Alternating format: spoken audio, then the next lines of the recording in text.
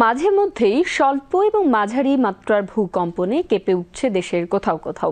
এসব ভূমিকম্পে তেমন ক্ষয়ক্ষতি না হলেও আগামীতে রিক্টার স্কেলে ৭ মাত্রার বিপজ্জনক ভূমিকম্পের আশঙ্কা করছেন বিশেষজ্ঞরা। তারা বলছেন, ঘন ঘন এমন স্বল্প মাত্রার ভূকম্পনের আঘাত ভৌগোলিক অবস্থানগত কারণে বড় ধরনের ভূমিকম্পের ঝুঁকিতে রয়েছে বাংলাদেশ।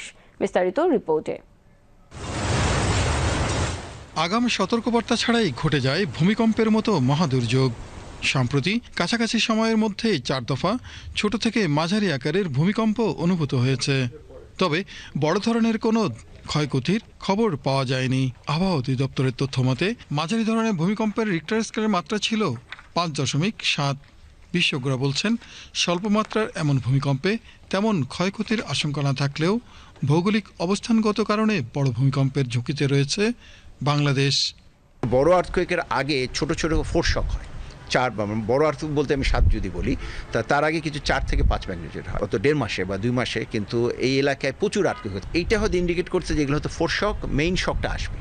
মেইন শক বলতে ৭ ম্যাগনিটিউড আর্থকুয়েক আসবে। সেটা আমাদের বাংলাদেশ ইন্ডিয়ার বর্ডার হতে পারে, আবার বাংলাদেশের ভিতরে ২টা সোর্স আছে। একটা বললাম যে আমাদের বেঙ্গল আর্থকুয়েক একটা সোর্স মধুপুরের কাছে, আরেকটা আছে আমাদের শ্রীমঙ্গলের। পরিসংখ্যান বলছে ১৮৮৫ সালে ঢাকার কাছাকাছি মানিকগঞ্জে ৭.০৫ মাত্রায় ভূমিকম্প হয়েছিল। যে 8.5 ম্যাগনিটিউড আর্থকুয়েকগুলো ২৫০ থেকে ৩০০ বছর পর পর, আর 7 and 7.5 ম্যাগনিটিউড আর্থকুয়েকগুলো ১২৫ থেকে ১৭৫ বছর পর পর আসবে। এবারে যে হয়তো ১৫০ বছর পর পর আসবে।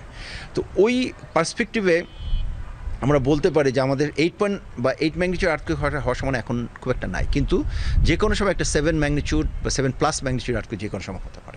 ভূমিকম্পের সম্ভাব্য ঝুঁকি এড়াতে দীর্ঘমেয়াদী পরিকল্পনা গ্রহণ এবং সামাজিক সচেতনতা গড়ে তোলার উপর গুরুত্ব আরোপ করে বিশেষজ্ঞরা বলছেন, ঢাকা শহরে ৭ মাত্রার বেশি ভূমিকম্প হলে সিংহভাগ ভবন তাৎক্ষণিকভাবে ধসে পড়বে।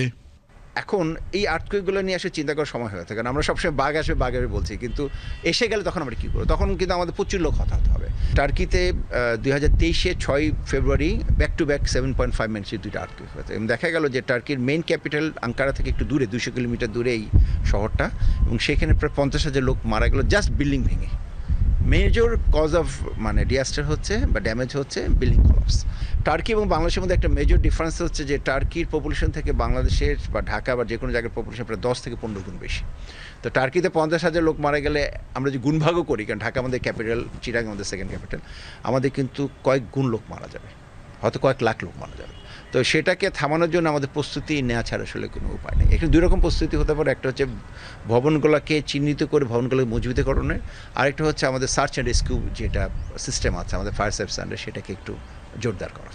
মার্কিন ভূতাত্ত্বিক জরিপ সংস্থার তথ্য মতে মহাদুর্যোগ সূচকে বিশ্বজুড়ে ভূমিকম্পের জন্য সবচেয়ে ঝুঁকিপূর্ণ ২০টি শহরের মধ্যে রয়েছে ঢাকা শহর, এবং সাম্প্রতিক বছরগুলোতে ছোটখাটো কম্পন দেশের জন্য আরও শক্তিশালী ভূমিকম্পের আশঙ্কা নির্দেশ করে। Sheikh Ali, BTV news.